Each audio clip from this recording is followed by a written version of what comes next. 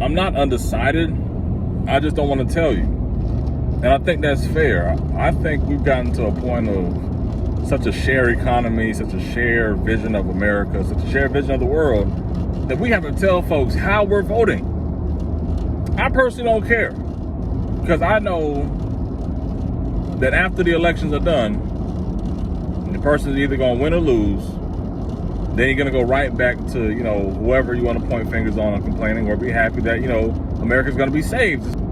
Then Wednesday morning after the election, you're going to go in the grocery store and realize that, damn, nothing really changed, right?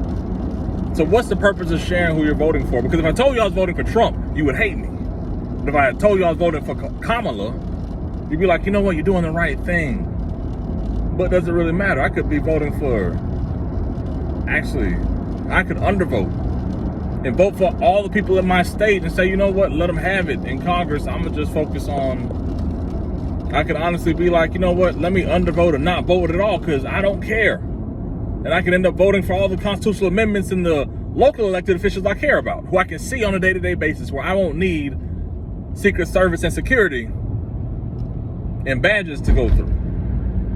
That's the difference. It's a different world we live in, and I get it. We live in the non-monolith of the monoliths, where we believe that all black people don't think alike.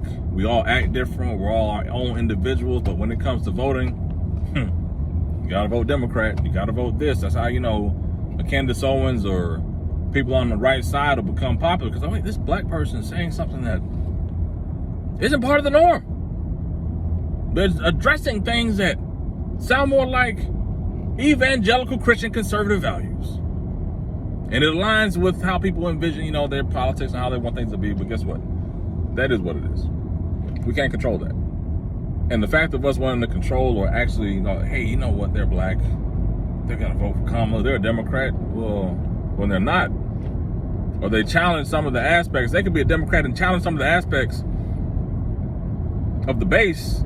Then they get blackballed and like, hey, well, you don't know what you're talking about. Well, no, hey, I do. I just don't care about the environment as much as you do. And even if I do care about the environment, the brownfields and different things of that nature that are in the urban communities, you didn't care. You weren't there. Daddy wasn't there. So you care about how I'm gonna vote, man. It's 14 days. There are other things to care about. Like, why is the price of milk almost $7? Why is bread more than $1? Why are bananas so high? If I have to drive across town just to go to Trader Joe's to get, not even cheaper, average cost, I would say quality food at a reasonable price, groceries, then I'm gonna do it.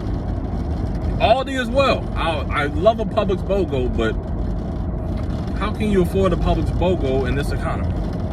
That's what people do. Nobody's asking you that.